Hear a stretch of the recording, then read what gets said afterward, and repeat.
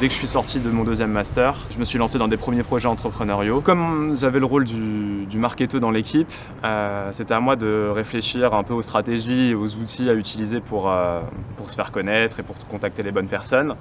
Et donc j'ai vraiment testé différents leviers. Je me suis rendu compte que grâce à LinkedIn, on était à peu près à un clic d'à peu près tout le monde d'un point de vue professionnel. C'était très clairement LinkedIn en fait qui me générait le plus d'opportunités, le plus de contacts, le plus de discussions. C'était assez chronophage, assez répétitif. Je faisais des copier-coller et en fait c'est ça qui m'a fait commencer à réfléchir sur est-ce qu'il n'y a pas une meilleure solution en fait pour être plus efficace, pour gagner du temps dans ces premières phases de prospection sur LinkedIn. Et en fait c'est là qu'est venue l'idée de NeoDeal, ce qu'allait devenir NeoDeal. J'ai commencé à faire des maquettes, j'ai commencé à essayer de faire passer l'idée à quelque chose de concret, quelque chose qui pourrait ressembler à un logiciel ou à un produit. Moi je suis pas développeur. Donc même si j'ai l'idée, même si je pensais qu'il y avait un marché, il y avait un intérêt et que ça pouvait fonctionner, je ne pouvais pas moi-même développer le produit.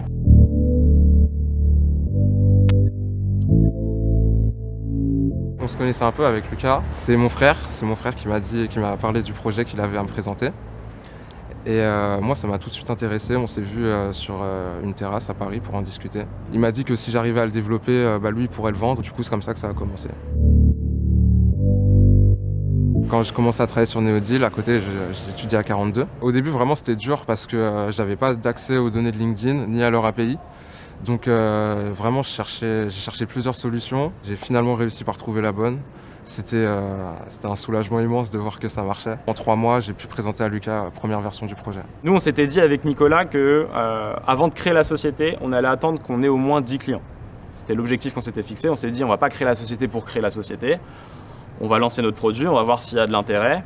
Et si, du coup, on arrive à obtenir une dizaine de clients, à ce moment-là, c'était pour nous le bon signe. Et vraiment, une fois qu'ils ont commencé à payer, là, le sentiment, il était incroyable. Genre de voir que les gens, ils étaient satisfaits par l'utilisation qu'ils avaient du logiciel que j'avais développé, moi, avec mes petites mains, c'était fou. Quand tu vois qu'il y a des personnes que j'ai jamais rencontrées, qui viennent sur notre site, qui téléchargent notre logiciel, qui sont satisfaits et qui payent, bah oui, c'est un sentiment assez incroyable. Et puis après, l'idée c'est, bon, on en a fait 10, comment on va en faire 100 et comment on va en faire 500, 1000, etc.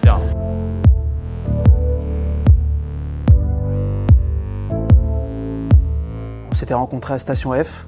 On avait été mis en relation par un prospect, un contact commun sur LinkedIn. Cette personne avait trouvé qu'on avait forcément des choses à faire ensemble parce que Lucas était sur toute la partie base de contact, base de données, lead gen, et nous on était sur le côté prospection, organisation de rendez-vous. Et à un moment donné, il nous a parlé voilà, sur un bout de table de son petit projet NeoDeal.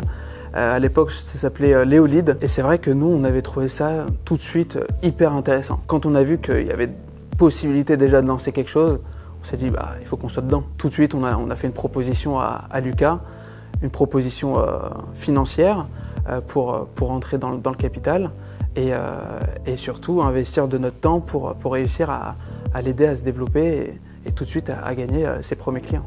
Et très clairement, c'était pour nous beaucoup plus qu'un coup de pouce. J'ai rencontré Nathaniel de mémoire en novembre ou décembre 2017 et on a créé la société en janvier 2018, donc ça allait hyper vite. On ne se rend pas compte le gain de temps qu'on a sur la prospection.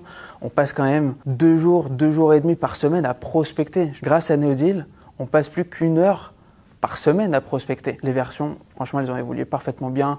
Le nombre de clients qui ont suivi, les partenaires qui ont suivi, je trouve ça incroyable qu'on ait réussi en 2 ans à faire des trucs vraiment géniaux. Quand on cherche à s'associer avec une start-up ou un nouveau projet, il y a cette partie de réflexion autour du risque. Abistart a jugé que ça valait le coup de prendre le risque et que de toute façon, vu qu'on avait la volonté à un moment ou à un autre de se rapprocher de LinkedIn, l'idée, le challenge, c'était ok, on fait un beau produit, on montre qu'on a quelque chose d'intéressant avec des clients et quand on a ces éléments, on aura plus de force aussi pour aller voir LinkedIn. Moi, je me dis qu'il faut qu'on continue, qu'on fonce et on y arrivera. Je vois pas comment ça peut aller à l'encontre de l'utilisation de LinkedIn et même au contraire.